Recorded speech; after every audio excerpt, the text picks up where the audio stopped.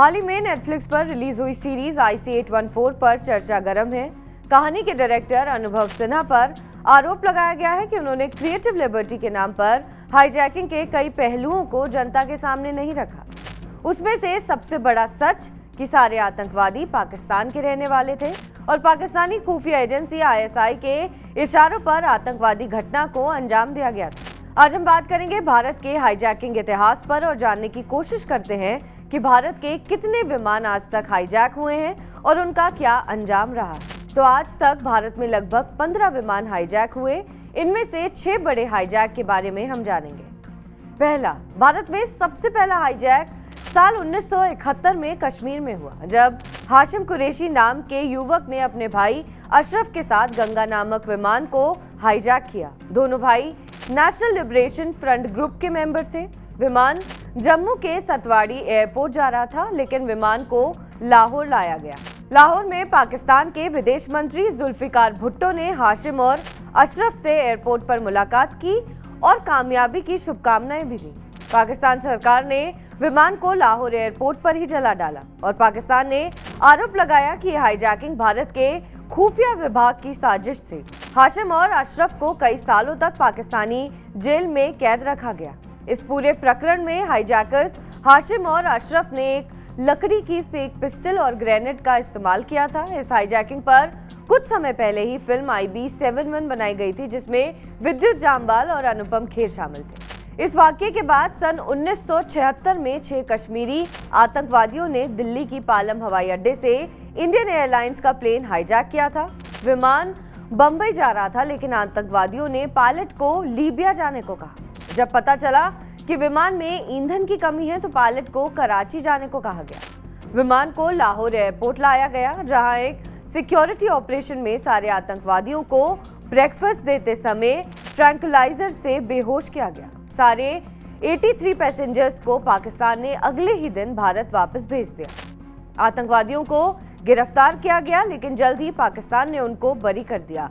यही कह दिया कि उनके पास आतंकवादियों के खिलाफ कोई सबूत नहीं थे। तीसरा, इस हाईजैकिंग के 2 साल बाद सन 1978 में यूथ कांग्रेस के भोलानाथ पांडे और देवेंद्र पांडे ने कलकत्ता से दिल्ली जा रहे विमान का हाईजैक कर लिया।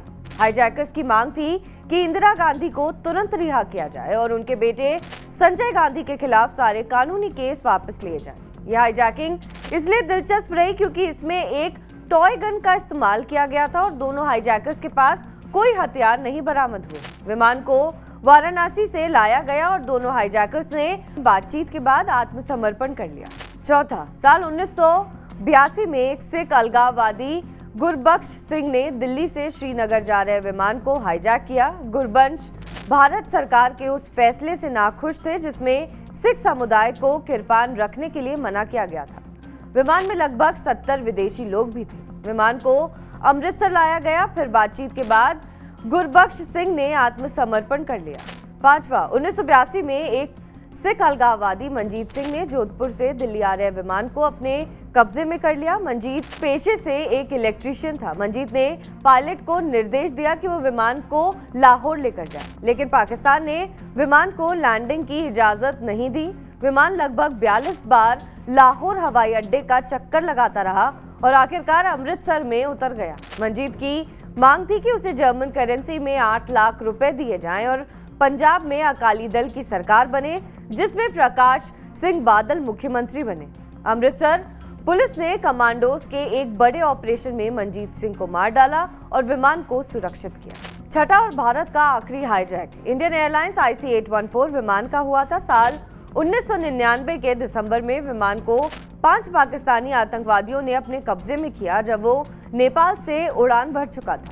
विमान को पहले अमृतसर, फिर लाहौर और दुबई ले जाया गया और फिर तालिबानी अधिकृत अफगानिस्तान के कंधार हवाई अड्डे पर विमान लाया गया। भारत के एक हाई लेवल टीम को अफगानिस्तान भेजा, जिसमें आज के भारत के राष्ट्रीय सुरक्षा सलाहकार अजीत डोभाल भी शामिल थे। आतंकवादी चाहते थे कि भारत 35 आतंकवादियों को जेल से तुरंत रिहा करे। 7 दिन की हाईजैकिंग के बाद भारत ने 3 आतंकवादियों को रिहा किया, जिसमें मसूद अजहर भी शामिल था। विमान को आखिरकार नए साल 2000 में वापस लाया गया, लेकिन एक पैसेंजर सुपाइन कत्याल की आतंकवादियों ने पहले ही हत्या कर दी थी।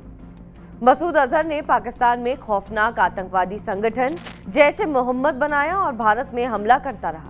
भारत के पार्लियामेंट पर अटैक, पठानकोट एयरबेस पर हमला और पुलवामा सुसाइड बॉम्बिंग, सब कुछ मसूद अजहर का ही कारनामा था। बहरहाल इस खबर पर आपका क्या कुछ कहना है, हमें कमेंट करके जरूर बताएं। बाकी देश और विदेश की तमाम बड़ी खबरों के लिए आप देखते रहें TV9 डिजिटल।